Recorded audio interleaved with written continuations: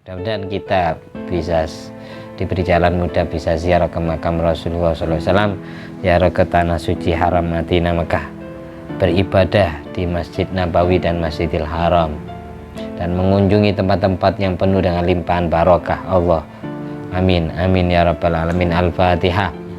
Bismillahirrahmanirrahim. Alhamdulillahirabbil alamin arrahmanir rahim maliki yaumiddin.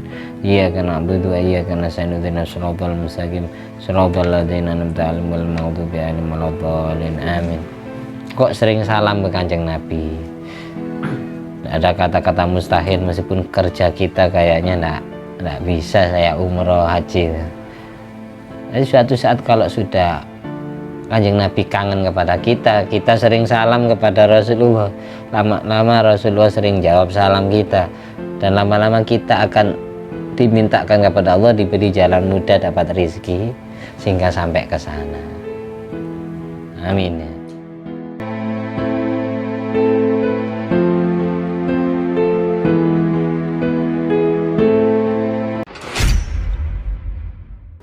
Assalamualaikum warahmatullahi wabarakatuh.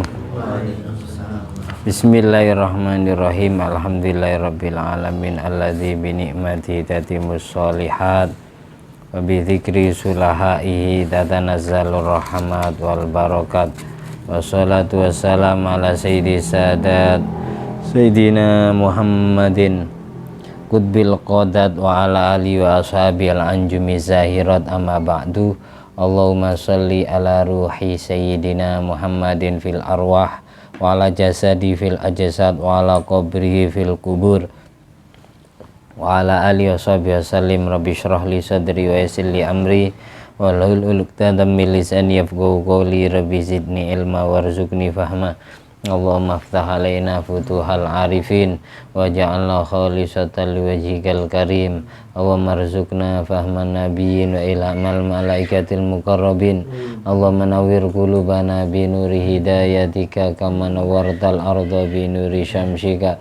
Rabbana anfa'na bima 'allamtana. Rabbi 'allimna alladhi yanfa'una. Rabbi faqihna wa faqih ahlana wa qarabati lana fi dinina.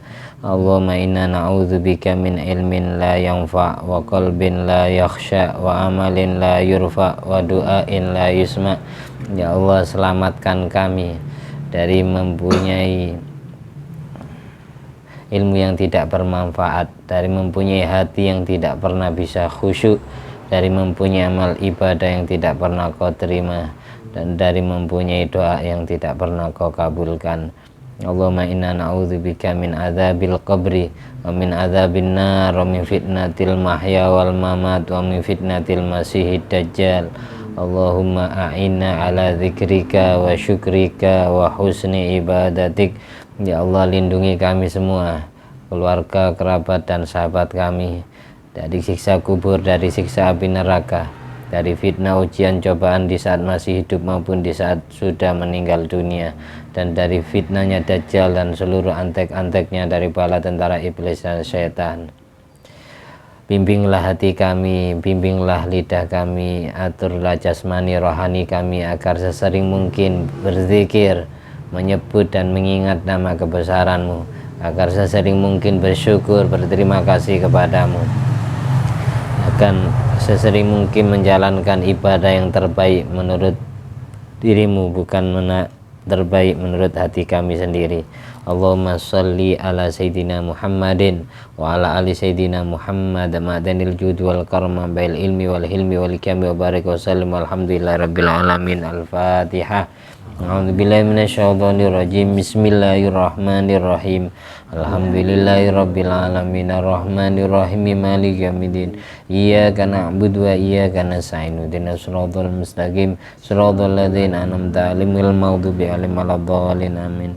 Al-Fatihah biniyat liridha ilahi ta'ala wa li syafaati Nabi Muhammad sallallahu alaihi wasallam jami abai wa ikhwani minal anbiya wal mursalin jami ali kullin wa sahabah qaraba wa tabi'in wa tabi'in insani lamiddin jamil malaikatil muqarrabin wa jami hamalatil arsi wa jami ruasil malaikatil arba'a radu anhum salatu wasallam ajma'in jami amatil arbaatil mujtahidin wal qurra wal hufat wal mufassirin wa ulama'il amilin wa syuhada wa sholihin wa sadati sufiya maqalatin biddin wa jamil fuqaha wal muhaddisin jami'ul al-kana jama'in wa jami'il awliya al-madhkur asma'um fi hadal kitab wabil ahas mu'allif hadil kutub jami walidaina jami abaina wa ummatina masyaihina azwajina wa dhurriyyatina wa auladina wa talamidina ra'yatina asdiqaina wa qarabatina wa jiwarina wa duyufina wa ikhwan biddin wa ahlina wa damina min ummati Muhammadin sallallahu alaihi wasallam wa jamil muslimin wal muslimat wal mu'minin wal mu'minat aina makan min masyariqil ardi ila magharibi al ahya'i minhum wal amwat maghfirlan warhamhum ma'afi ma'fu anhum marfa' darajatin fil jannah wa idu alaina fa'ana min barakati masrari manwari ulumi manafati mukaramatin fitin wa dunya al-akhirah syai'uli lailana walahumul fatiha. A'udzubillahi minasyaitonir rajim. Bismillahirrahmanirrahim. Alhamdulillahirabbil alamin arrahmanir rahim maliki yaumiddin. Iyyaka na'budu wa iyyaka nasta'in. Ihdinas siratal mustaqim. Siratal ladzina an'amta 'alaihim ghairil maghdubi 'alaihim waladdallin. Amin. At-tahiyatul mubarakatuh salawatut thayyibatu lillah. Assalamu alayka ayyuhan nabiy wa rahmatullahi wa barakatuh. Assalamu alayna wa ala ibadillahi sholihin. Asyhadu an la ilaha illallah wa asyhadu anna muhammadar rasulullah. Allahumma sholli ala sayyidina Muhammadin wa ala ali sayyidina Muhammad kama shollaita ala sayyidina Ibrahim wa ala ali sayyidina Ibrahim wa barik ala sayyidina Muhammad wa ala ali sayyidina Muhammad kama barakta ala sayyidina Ibrahim wa ala ali sayyidina Ibrahim fil alamin innaka Hamidum Majid. Alhamdulillah, di pertemuan kali ini kita akan membaca hadis yang ke-39 dari 50 hadis yang akan kita baca. Di pertemuan kemarin dijelaskan hadis riwayat sahabat Abu Musa al-Asy'ari. Namanya hadis ini cerita tentang sabda Nabi, dawuhnya Nabi Muhammad SAW.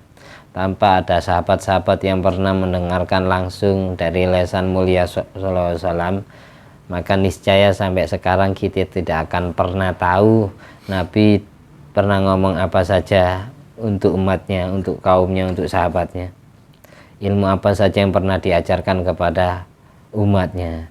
Untung ada sahabat, untung ada ulama-ulama yang berguru kepada sahabat, yang kemudian ditulis, dicatat menjadi kitab-kitab hadis. Jadi orang yang membaca hadis secara tidak langsung membaca kalamnya Rasulullah SAW. Jadi kita hadirkan ruhnya Nabi dengan membaca tahiyat sebelum baca kitab ini. Tujuan saya seperti itu, biar kita salam kepada Rasulullah. Karena kalau sudah kita salam kepada kanjeng Nabi, maka ruhnya Rasulullah SAW Allah hadirkan, Allah kembalikan ke jasadnya Nabi untuk menjawab salamnya umat.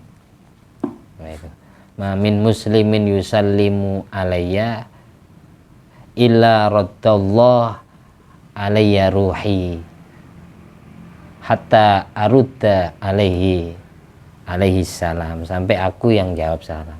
Kalau ada umat Islam, umatku salam kepadaku, langsung Allah mengembalikan ruhku.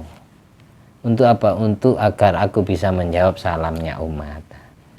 Makanya setiap sholat kita salam kepada kanjeng Nabi.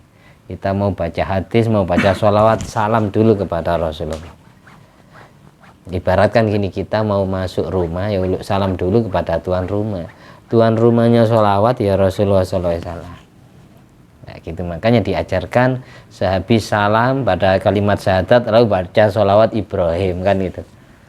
Ini kesimpulannya gitu. Mau baca sholawat, mau baca ilmunya kanjeng Nabi, ya salam dulu kepada yang punya. Makanya gitu. Kemarin diajarkan bahwa pernah keluarga Bani Asy'ari, keluarga Abu Musa al-Asy'ari ini setiap musim paceklik mau berangkat perang, keluarganya yang ada di Madinah ini sudah mulai berkurang, mulai surut makanan yang disimpan. Biasanya semua keluarga itu setiap rumah mengumpulkan sisa makanan yang mereka miliki. Ada yang bawa gandumnya, bawa berasnya, ada yang bawa bumbu-bumbunya, bawa lauk-lauknya. Setelah dikumpulkan jadi satu wadah baru dibagi ratakan. Sampai hal ini mendapatkan pujian dari Rasulullah SAW langsung. Rasulullah menyatakan fahum minni wa ana minhum. mereka Bani Asy'ari, keluarga Abu Musa al-Asy'ari itu termasuk bagian dariku dan aku bagian dari mereka. Maksudnya apa yang dilakukan oleh keluarga Bani Asy'ari itu tidak jauh beda dengan apa yang dilakukan oleh Rasulullah SAW dalam kesederhanaan hidup, dalam urusan ekonomi, dalam urusan sandang papan pangan. Kanjeng Nabi itu sederhana, sampai diriwayatkan kemarin itu Siti Aisyah setelah merasa perutnya merasa kenyang, pernah Siti Fatimah Az-Zahra, putrinya Kanjeng Nabi, bukan Siti Aisyah yang saya maksud, Siti Fatimah Az-Zahra, putrinya Rasulullah SAW, pernah membuatkan roti dan perutnya merasa kenyang, merasa terisi, lalu sisa roti ini dibawa ke rumah ayahnya, yaitu Rasulullah SAW. Setelah uluk salam, dibukakan pintu, wahai ayahku, aku buatkan roti, ini ada sisa-sisa roti yang tersisa. Sayyidina Ali suamiku sudah makan, anak-anakku Hasan, Husain, Muhsin, Ruqayyah, Ummi Kulsum sudah makan. Ini ada sisa sedikit. Aku pun juga merasa terisi perut, barangkali jenengan mau. Setelah itu hatiku tidak pernah merasa puas sebelum aku memberikan roti ini kepada jenengan, wahai abahku, ya Rasulullah. Hanya Rasulullah jawab gini, sesudah Kanjeng Nabi memakan roti pemberian Siti Fatimah Zahra, Nabi mengatakan ini, ama innahu awwalu ta'amin dakhala fama abika mundu salasin. Ketahuilah wahai anakku, roti yang kamu berikan kepada saya itu merupakan makanan pertama yang masuk perut abahmu sejak 3 hari. Arti 3 hari Kanjeng Nabi belum kemasukan sama sekali, hanya mengkonsumsi air zam-zam, hanya minum, belum makan sama sekali. Seperti itu kesederhanaan hidup Kanjeng Nabi. Makanya ketika keluarga Bani Asy'ari berbondong-bondong gotong royong saling bagi makanan antara satu dengan yang lain, lalu dibagikan dengan pembagian yang rata, itu dipuji, dapat pujian dari Nabi. Kata-kata Nabi fahum minni wa ana minhum, ini berarti pujian. Mereka itu bagian dari aku bagian dari mereka. Berarti apa yang dilakukan keluarga Bani Asy'ari saling berbagi makanan antara satu dengan yang lain, itu cara atau sunnahnya Rasulullah SAW. Orang yang tidak mau bersedekah makanan kepada fakir miskin yang kelaparan, itu ya termasuk orang yang tidak percaya hari kiamat, sebagaimana di surat Al-Ma'un, ara'aital ladzi yukadzibu biddin fadzalikal ladzi yad'ul yatim wa la yahuddu 'ala ta'amil miskin. Orang yang tidak percaya hari kiamat adalah alladzi yad'ul yatim, orang yang menghalang-halangi haknya anak yatim yang seharusnya diberikan, tidak diberikan. Sampai yang yatim ini tidak punya pakaian, telanjang kayak Abu Jahal itu dulu merawat anak yatim, tapi anak yatimnya ini dibiarkan tidak pakai pakaian, karena hartanya anak yatim ini dikuasai sama dia. Wala yahuddu 'ala ta'amil miskin, dan tidak pernah memotivasi dirinya sendiri, menganjurkan dirinya sendiri ataupun orang lain untuk sedekah makanan kepada fakir miskin. Nah, gitu. Nggak pernah ngisi perutnya fakir miskin yang kelaparan. Kemudian hadis berikutnya, mari baca bersama-sama biar yang ngantuk kaget. Biar yang ngantuk ikut baca. Bismillahirrahmanirrahim. An Abi Hurairah radhiyallahu ta'ala anhu an Rasulillah sallallahu alaihi wasallam qala innal imana la ya'ziru ilal madinah kama ta'ziru al hayyatu ila juhriha, rawahul Bukhari wa Muslim. Hadis riwayat sahabat Abu Hurairah. Ini sangat berkaitan dengan pembahasan tadi, karena Abu Hurairah termasuk sahabat yang fakir miskin. Beliau tidak pernah punya tempat tinggal, jadi tidurnya makannya di emperan Masjid Nabawi, sehingga golongan Abu Hurairah dan sahabat-sahabatnya ini disebut Ahlus Suffah. Karena pada saat beliau masuk Islam, keluarganya tidak mau menganggap, sehingga tidak punya tempat tinggal, diusir dari rumahnya. Anggaplah gitu ya. Itu tidurnya di teras Masjid Nabawi. Rumahnya ya Masjid Nabawi, itu rumahnya Abu Hurairah. Ini makanannya setiap hari. Ini ya dikasih Rasulullah SAW, dijatah Kanjeng Nabi.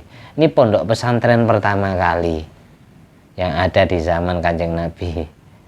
Jadi semua sahabat yang tinggal di teras Masjid Nabawi itu, mereka itu ya sering ngaji, sering dengarkan ilmu dari Kanjeng Nabi karena sering ketemu. Sehingga riwayat hadis sahabat Abu Hurairah terbanyak mengalahkan istrinya Rasulullah SAW sendiri, yaitu Siti Aisyah. Sahabat Abu Hurairah pernah mendengar Kanjeng Nabi dawuh, innal iman la ya'ziru ilal Madinah kama ta'zirul hayyat ila juhriya. Sesungguhnya iman menyelinap masuk ke kota Madinah sama seperti masuknya seekor ular ke dalam lubangnya. Biasanya ular ini kalau sudah masuk ke dalam lubangnya kan full. Iman yang masuk ke kota Madinah itu penuh. Makanya dulu pada saat Kanjeng Nabi Muhammad SAW awal hijrah dari Mekah ke Madinah, yang kejadian ini dikenang di bulan Muharram, sehingga bulan Muharram, bulan Syura terkenal bulan santunan anak yatim. Karena pada saat Nabi hijrah ke Madinah ini disambut hangat oleh sahabat Ansor, semuanya berebut Kanjeng Nabi agar bermalam di rumahnya. Pertama kali yang disinggahi ya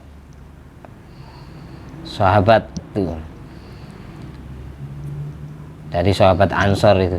Lalu Kanjeng Nabi ini orangnya kan bijaksana, adil. Daripada sahabat-sahabatku berebut rebutan saya, akhirnya ada sayembara. Untanya disuruh jalan sama Kanjeng Nabi. Untaku saya suruh jalan, nanti kalau sudah untaku itu merumput di sebuah tempat, makan rumput di tempat itu, disitulah, tempat itulah yang akan saya bangun masjid, dan yang kemudian aku jadikan tempat tinggalku. Akhirnya diikuti sama sahabat-sahabat, disaksikan orang banyak. Ternyata unta ini merumput di sebuah tempat, di sebuah tanah, yang tanah itu milik dua anak yatim yang bernama Sahal sama Suhel, ketepatan kembar anak yatimnya, Sahal sama Suhel. Kemudian disitulah sesuai perjanjian, disitulah Nabi membangun Masjid Nabawi yang sekarang disebut Raudhah itu. Dan di situ pula, di dekat situ pula Kanjeng Nabi membangun dalamnya, rumahnya yang sekarang jadi makamnya Rasulullah SAW. Hingga bulan Muharram dikenal dengan bulan santunan anak yatim. Gara-gara kisah itu, orang pertama yang memprakarsai, yang menulis kalender pertama, yang membuat kalender Hijriah pertama, itu adalah sahabat Umar bin Khattab. Diambil dari kisah hijrahnya Rasulullah SAW dari Mekah ke Madinah, sehingga kalender Arab atau kalender Jawa disebut kalender Hijriah, yang sebangsa hijrah, pindah rumah dari Mekah ke Madinah. Kalender Masehi kenapa disebut Masehi? Karena diambil dari Miladu Isa Al-Masih, diambil dari kelahiran Nabi Isa Al-Masih. Oleh karena itu disebut Al-Masehi, Masehi, kalender formal. Mereka kaum Nasrani meyakini bahwasanya 1 Januari adalah kelahiran Nabi Isa. Kayak gitu, milad, sehingga kemudian disebut Natal. Natal itu kelahiran. Kalau versi umat Islam Maulid Natal. Kalau Masehi Maulidnya Nabi Isa. Kalau Hijriah itu hijrahnya Nabi Muhammad SAW. Kayak gitu. Sekarang Madinah ini, dulu pada saat Kanjeng Nabi hijrah ke Madinah di awal-awalnya, itu banyak agama di Madinah itu. Tidak semuanya Islam.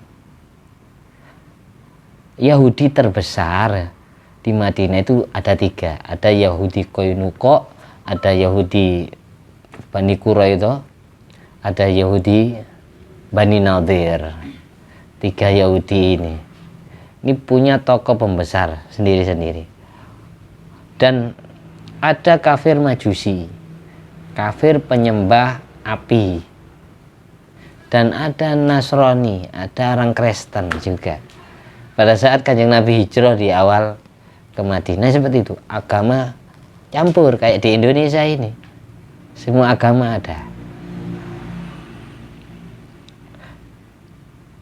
Dan di situ ada dua kabilah yang selalu berseteru, selalu perang, itu kabilah Aus sama kabilah Khazraj.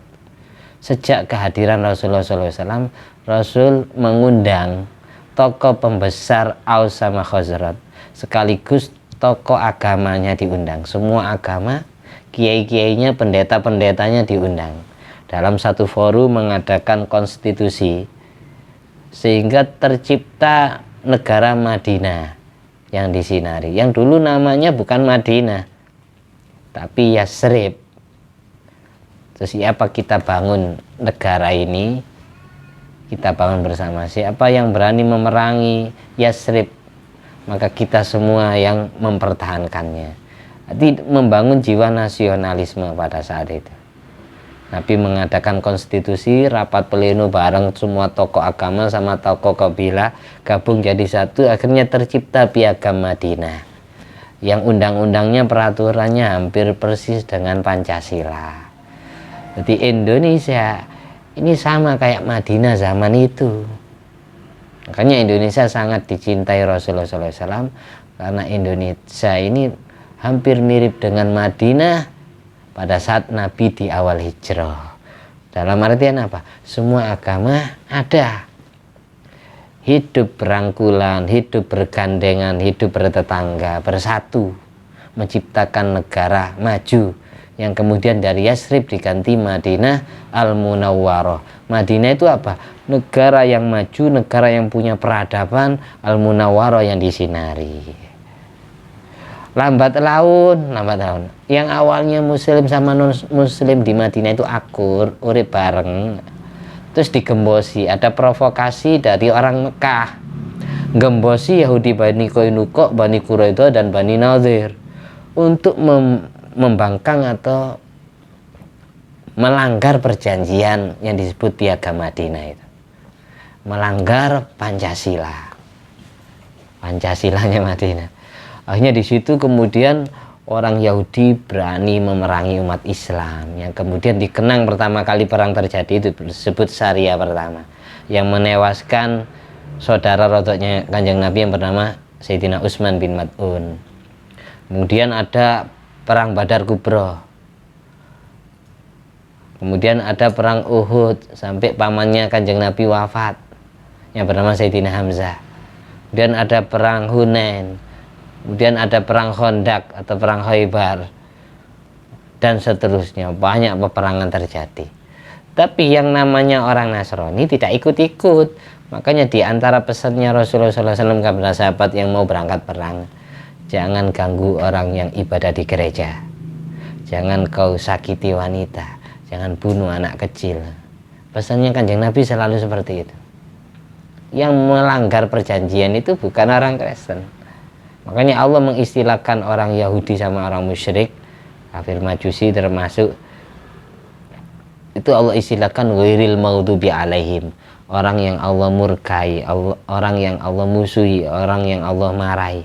Tapi ketika Allah menyindir orang Nasrani, orang Kristen, Allah bahasakan dengan bahasa halus, agak halus, waladhdallin, orang-orang yang tersesat. Berarti mereka tersesat karena ada yang menyesatkan di situ banyak. Kan wala tajidannahum asyaddan nas adawatan lil ladina amanu al yahuda wal ladina yusyrikun. Orang yang paling sangat memusuhi umat Islam adalah orang Yahudi sama orang musyrik. Tapi wala tajidannahum asaddahum mawaddatan lil ladina amanu alladina qalu inna nasara. Al-ayah. Engkau akan menemukan orang yang sangat sayang kepada umat yang beriman, yang mereka bilang bahwasanya dirinya, aku adalah orang Nasara, aku adalah orang Nasrani, orang Kristen. Orang Kristen rata-rata baik ke umat Islam. Meskipun mereka punya sistem untuk mengkristenkan dengan istilah kristenisasi, dengan mencari umat Islam yang kiri-kiri, yang fakir-fakir itu dia. Rata-rata mereka kaya misalnya, dan nasnya Al-Quran. Zuyyina lilladzina kafarul hayatud dunya wa yaskharuna lilladzina amanu. Kekayaan itu Allah jadikan hiasan untuk orang kafir, sehingga mereka banyak menghina, melecehkan umat Islam. Islam banyak yang kiri. Memang sudah nas Quran dan hadis juga ada ad-dunya sajnul mukmin wa jannatul kafir. Dunia itu penjara bagi orang yang beriman, surga bagi orang kafir. Kayak gitu.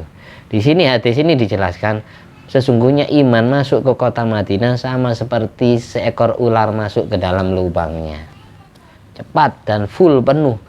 Yang dulu agama ada lengkap, variabel, ada Islam, ada Yahudi, ada musyrik, kafir majusi, ada Nasrani.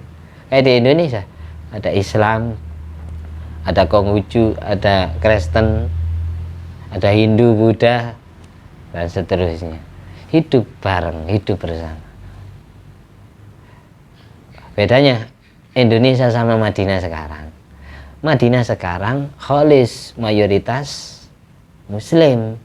Anak pemerintah Saudi melarang orang non Muslim masuk ke Mekah atau ke Madinah.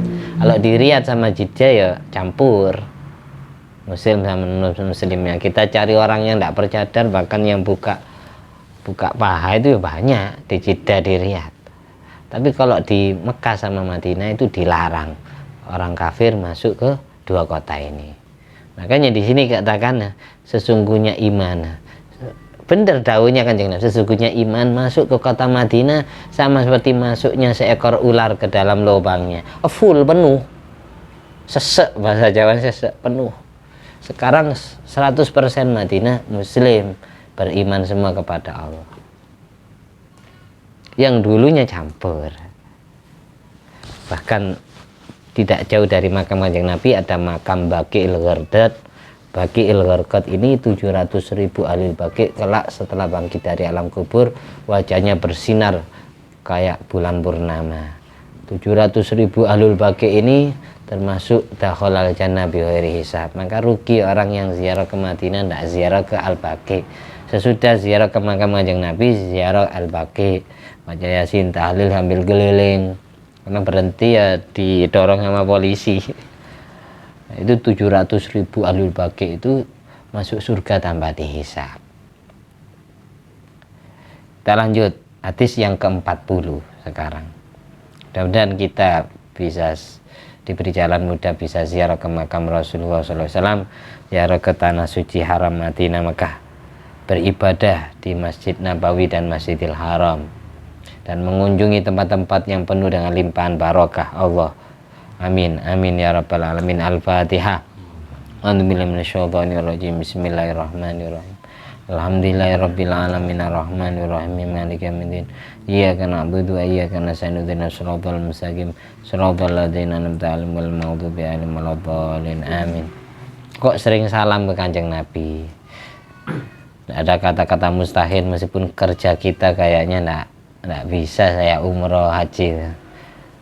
Jadi suatu saat kalau sudah Kanjeng Nabi kangen kepada kita, kita sering salam kepada Rasulullah, lama-lama Rasulullah sering jawab salam kita, dan lama-lama kita akan dimintakan kepada Allah, diberi jalan mudah, dapat rezeki sehingga sampai ke sana.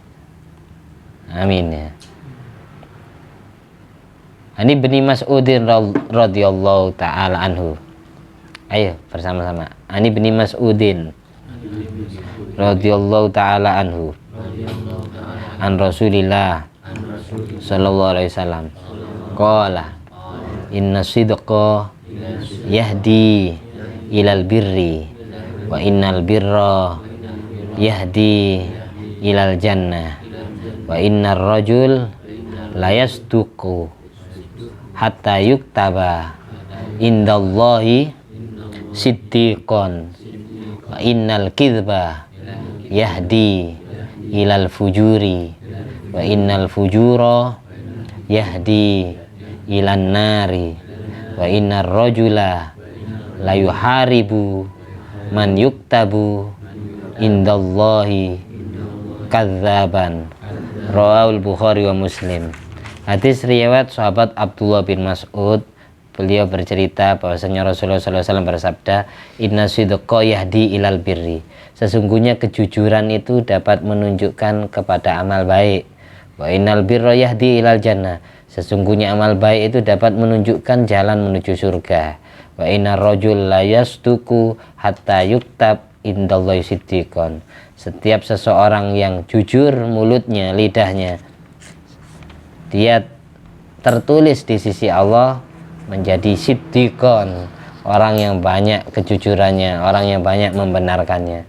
Makanya itu Sayyidina Abu Bakar As-Siddiq dapat julukan As-Siddiq, yang nama aslinya Abdullah bin Abi Quhafa, kemudian dijuluki Abu Bakar As-Siddiq, karena orang pertama yang langsung percaya dengan kisah Isra Mi'raj itu adalah Abu Bakar As-Siddiq, sehingga dijuluki As-Siddiq, orang yang banyak membenarkannya, orang yang banyak berucap jujur.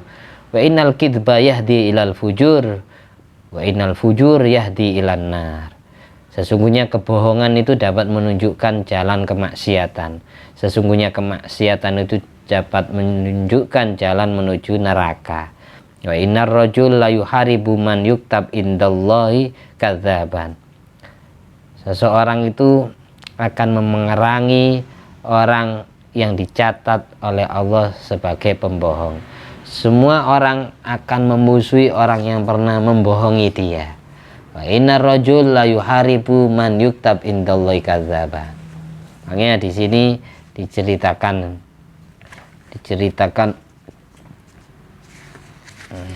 yang bagi Allah yakdziba walau ala auladi li alla yata'allamu minhul kadzib. Alangkah baiknya orang tua itu tidak pernah berbohong meskipun kepada anak-anaknya yang masih kecil. Supaya apa? Supaya si anak ini tidak belajar kebohongan. Diceritakan oleh sahabat Abdullah bin Amir radhiyallahu an. Sahabat Abdullah bin Amir cerita gini, Ja'a Rasulullah sallallahu alaihi wasallam ila baitina wa ana shaghirun fa dhahabtu la'al'aba. Dulu, katanya sahabat Abdullah bin Amir, dulu Kanjeng Nabi pernah datang ke rumahku. Pada saat itu aku masih kecil, masih bocah. Ketika Nabi datang ke rumahku, aku pergi mau bermain-main. Kanjeng Nabi pernah sowan ke rumah orang tuaku pada saat aku masih kecil, karena sahabat Abdullah bin Amir. Aku mau berangkat pergi bermain. Fakolat umi, lalu ibuku memanggil aku, ya Abdullah, ta'al hatta u'tiyaka. Pada saat Kanjeng Nabi datang, lalu aku mau keluar rumah. Terus ibuku manggil saya, wahai Abdullah bin Amir, wahai Abdullah, kemari nak, mau saya kasih sesuatu, katanya ibunya. Faqala sallallahu alaihi wasallam, lalu Kanjeng Nabi jawab gini, bilang gini kepada ibu saya, wama arati antu tiyahu, apakah engkau tidak punya keinginan untuk memberi Abdullah dengan sesungguhnya? Kamu manggil anakmu tadi, wahai anakku, sini, mau saya kasih sesuatu. Kamu beneran mau ngasih? Apa cuma iseng? Kan biasanya orang tua kan banyak kayak gitu. Ih, permen. Padahal ya tidak ada permennya kan. Ini ibunya Abdullah bin Amir, pada saat Abdullah bin Amir masih kecil ini memanggil Abdullah. Abdullah kesini, mau saya kasih sesuatu. Terus Kanjeng Nabi jawab, wahai perempuan, apakah benar kamu mau ngasih sesuatu kepada Abdullah? Apa cuma iseng? Bohongi Abdullah. Qalat, ibunya jawab, tamron. Iya, saya mau kasih kurma ya Rasulullah. Anakku mau saya kasih kurma. Faqala, lalu Kanjeng Nabi bilang, ama innaki lam taf'ali lakutibat alaiki kadzibatan. Engkau kalau tidak sampai menepati janjimu, tidak sampai menepati apa yang kamu omongkan, maka kamu akan tertulis menjadi orang yang bohong meskipun kepada anak kecil. Kamu dosa tetap meskipun kepada anak kamu. Karena Kanjeng Nabi seperti itu. Kan sering orang tua itu karena anaknya nangis, terus anaknya dibohong-bohongi biar diem, biar tidak nangis. Cara seperti itu tidak bagus, karena apa? Akan menjadi watak anaknya besok akan jadi pembohong. Naudzubillah min dzalik. Jadi jangan dikerjain seperti itu. Kalau pingin ngasih sesuatu benar-benar dikasih, jangan pura-pura. Itu anak ini akan punya watak pembohong, biasa bohongi orang biasanya. Itu ibunya sahabat Abdullah bin Amir aja ditegur sama Kanjeng Nabi. Jangan sampai kamu tidak ngasih kurma bener, ngasih sesuatu beneran. Karena watak, kalau sampai kamu tidak melakukan itu, kamu akan tercatat menjadi ibu pembohong. Meskipun kamu membohongi anak kecil yang masih belum dosa, tapi kamu yang dosa kepada Allah. Kayak gitu ajaran Rasulullah SAW kepada sahabat-sahabatnya. Bahkan ini juga diceritakan ya, namanya sering kita sebut bersama-sama Rawahul Bukhari wa Muslim. Nama aslinya Imam Bukhari itu Imam Muhammad bin Ismail al-Bukhari. Diceritakan gini, Ruya annal Imam al-Bukhari rahimahullah ta'ala kharaja yatlubul hadis min rajulin faro'ahu qad harabat farasu wa yushiru ila biridaihi ka'anna fihi sya'iran faja'athu fa'akhadhaha. Pernah Imam Bukhari ini mendengar salah seseorang yang punya hadis Nabi yang masih belum Imam Bukhari punya. Imam Bukhari kan banyak catatan hadisnya. Ini ada kabar dari orang di sana, itu ada orang yang punya hadis Nabi, punya sanad hadis Nabi. Begitu ya. Namanya ini Abdul Adim misalnya. Namanya itu Bahrul. Imam Bahrul. Oh gitu. Akhirnya disamperin, rumahnya di mana? Oh, tinggal di sana, di Bulu Payung, didatangi. Setelah nyampe di Bulu Payung, si Imam Bukhari ini melihat orang yang dituju itu, yang mau diambil ilmu hadisnya, ini membohongi kudanya dengan pura-pura mengisyaratkan selendangnya, seolah-olah di dalam selendangnya itu ada gandum. Kudanya ini kan bengenge, biar nak berot ya, biar nak berot, akhirnya pura-pura dikasih makan. Padahal di dalam selendang ini tidak ada gandum sama sekali. Jadi kudanya ini dibohongi sama yang terdengar itu punya hadis Nabi itu. Imam Bukhari menyaksikan hal itu. Lalu Imam Bukhari bertanya kepada orang yang punya kuda itu, yang membohongi kudanya pakai selendang yang dia punya, seolah-olah di dalam selendang ini ada gandum untuk ngasih makanan kudanya. Faqala, Imam Bukhari bertanya, akana ma'aka syair? Faqala la, apakah di dalam selendang kamu itu ada gandum beneran? Si yang punya kuda bilang, enggak ada, cuma saya iseng membohongi kudaku biar kudanya enggak bangkang. Walakin auhamtuha, aku sengaja membohonginya biar kuda saya mengira bahwasan di dalam selendangku ada gandum beneran. Faqala al-Bukhari, lalu Imam Bukhari bilang gini di depan orang itu, la akhudul hadisa amman yakdzibu alal bahaim, aku tidak pernah belajar ilmu hadis kepada guru yang membohongi hewan. Kalau kamu berani membohongi makhluk Allah meskipun hewan, berarti kamu biasa membohongi manusia. Saya tidak percaya kalau kamu punya hadis Nabi. Nabi itu orangnya jujur. Masa yang megang hadisnya membohong? Akhirnya tidak jadi ngaji kepada orang itu. Ini cerita ini disebutkan di dalam kitab Nuzhatul Majalis juz 1 halaman 142. Kisah Imam Bukhari. Jadi kalau sudah hadis rawahul Bukhari ya Muslim pasti benernya. Imam Bukhari sangat hati-hati ngambil ilmu hadis itu. Tidak sembarang orang dijadikan guru. Diceritakan pula di sini kisah wali besar yang namanya tidak asing di telinga kita, Syekh Abdul Qadir Jilani. Mungkin saya terakhir ini. Setelah ini saya tutup ya. Cerita Syekh Abdul Qadir Jilani radhiyallahu an. Seorang ulama besar yang kelahiran desa Jilan di kota Tabaristan, Iran, yang kemudian wafat di kota Baghdad, Irak.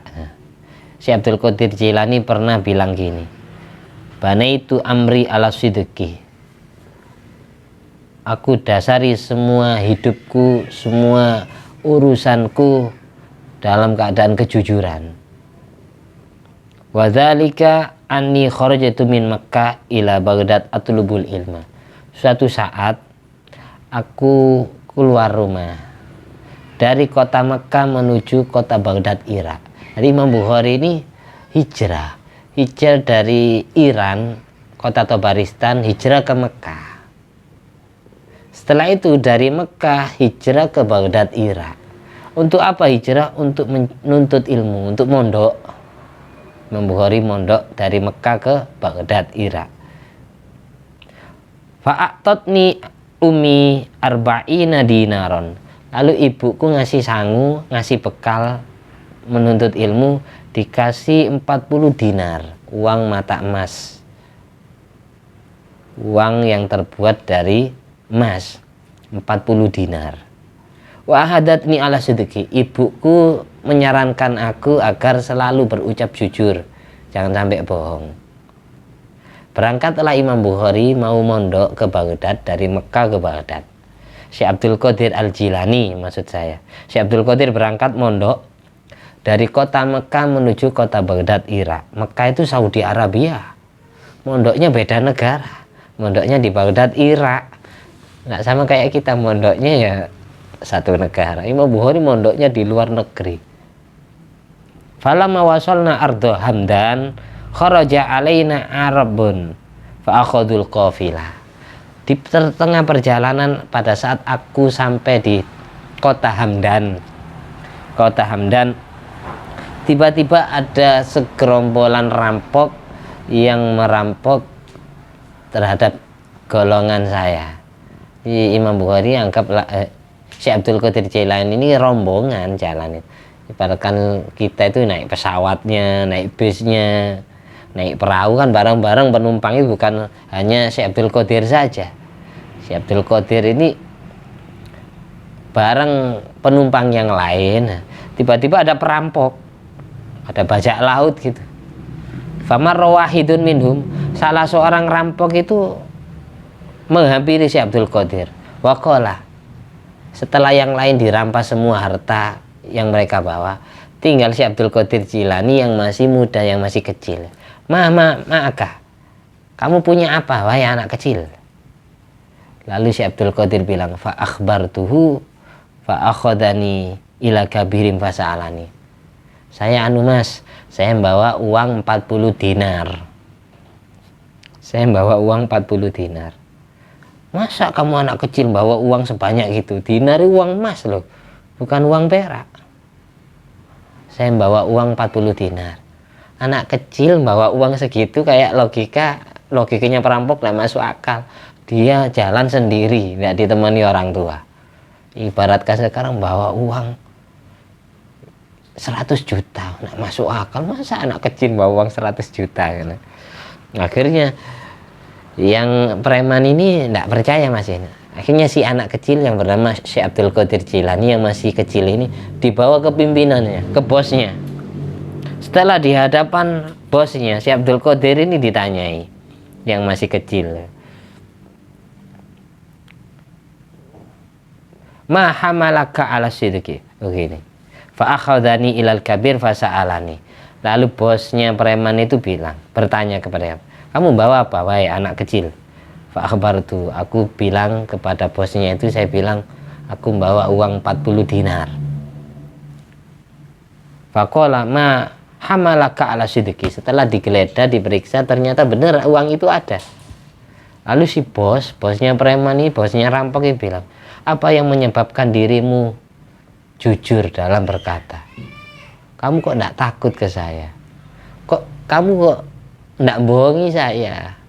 Kok itu bekal hidup kamu? Maha malaka ala sidqi, apa yang menyebabkan kamu wahai anak kecil Abdul Qadir, kok bisa kamu ngomongnya jujur? Lalu Syekh Abdul Qadir jawab, ahadatni ummi ala sidqi fa akhafu an akhuna ahdana. Saya dijanjikan oleh ibu saya agar selalu berucap jujur, dan aku khawatir kalau mau mengkhianati perjanjianku kepada ibuku. Akhirnya si bosnya preman fasoha, dia langsung menjerit, wa mazzaha thiyabahu, kayak ndak sadarkan diri, kayak terhipnotis itu, sampai menyobek-nyobek bajunya sendiri.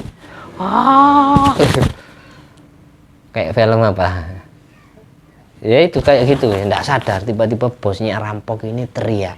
Setelah si Abdul Qadir bilang kayak gitu, ini masih kecil, tiba-tiba teriak, langsung bajunya disobek sendiri. Gitu teriak. Setelah itu waqala anta takhafu an takhuna ahda ummika wa ana la akhafu an akhuna ahdallah. Aku menangis, aku bersedih. Engkau khawatir engkau tidak berani mengkhianati ibumu sendiri, padahal aku tidak pernah khawatir mengkhianati Tuhanku Allah.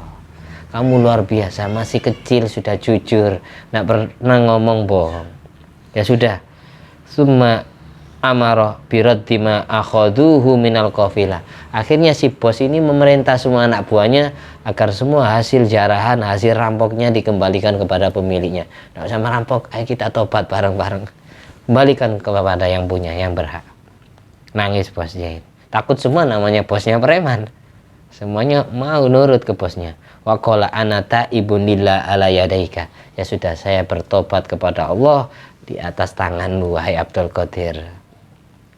Faqala man ma'ahu, siapa yang bersama kamu wahai bos, katanya si Abdul Qadir. Anta kabiruna fi qat'it thariq, saya bosnya perampok ini dalam begal. Jadi perampok jadi pembegal, saya ini ketuanya. Wa antal yaum kabiruna fit taubah, engkau sekarang adalah orang yang paling agung, yang paling besar dalam bertobat. Engkau yang aslinya bosnya preman, sekarang engkau adalah bosnya orang yang bertobat kepada Allah, katanya si Abdul Qadir. Akhirnya semua anak buahnya tobat semua dan mau ikut ngaji bareng si Abdul Qadir ke kota Baghdad. Akhirnya semua preman ini, preman tobat ini Allah jadikan waliyun, jadikan aulia semua, jadi waliullah semua. Yang asalnya jadi kepalanya perampok jadi kepalanya wali. Si bosnya ini bertobat semua, Allah hapus semua dosa-dosanya. Fatabu jami'an bibarakatis sidqi Abdul Qadir Al-Jilani. Semua preman itu bertobat kepada Allah barokah kejujuran lidah si Abdul Qadir Jilani. Lidahnya si Abdul Qadir tidak pernah bohong, sehingga ngomong apa saja mustajab, seolah-olah orang yang diomong itu bisa kayak dimarahi Allah langsung. Tiba-tiba teriak, tiba-tiba ingat siksa kubur, kelihatan api neraka gitu. Ini si Abdul Qadir karomanya gitu. Ketika beliau jadi wali besar, semua orang yang ahli maksiat lihat wajah si Abdul Qadir itu bikin taubat. Semua orang non muslim lihat si Abdul Qadir tiba-tiba masuk Islam, punya karomah seperti itu, diberi kelebihan seperti itu sama Allah. Barokah apa? Barokah kejujuran lidahnya, jadi kalau doa langsung mustajab, langsung tembus nyundul langit. Mudah-mudahan kisah ini semua wali-wali, ulama-ulama yang kita bahas tadi, kita Allah salurkan barokah yang Allah titipkan di dalam beliau-beliau semua kepada kita semua, sehingga hati kita, lidah kita, jasmani rohani kita punya kepribadian takwa, iman, soleh, zahir batinnya. Jalan hidup kita dituntun oleh Allah ke jalan yang Allah ridhoi dan diridhoi oleh Rasulullah SAW. Al-hadiniyat wa ala kunyatin sholihah wa ala kulli mana wa salafus soleh fi Jainabil Mustafa wal Mujtaba Muhammadin sallallahu alaihi wasallam bi barakatil jamil anbiya wal auliya al madhkur asma'um bi hadil kisah bisiri asraril Fatihah. A'udzubillahi minasyaitonir rajim. Bismillahirrahmanirrahim. Alhamdulillahirabbil alamin. Arrahmanirrahim. Maliki yaumiddin. Iyyaka na'budu wa iyyaka nasta'in. Ihdinas siratal mustaqim. Shiratal ladzina an'amta 'alaihim ghairil maghdubi 'alaihim waladdallin. Amin. Alhamdulillah alladzi at'amani hadzal ilma wa razaqani min ghairi haulin minni wala quwwatin. Allahumma sholli ala sayyidina Muhammad wa ala ali sayyidina Muhammad bifadli subhana rabbika rabbil izzati amma yasifun wa salamun alal mursalin walhamdulillahi rabbil alamin. Wassalamualaikum warahmatullahi wabarakatuh.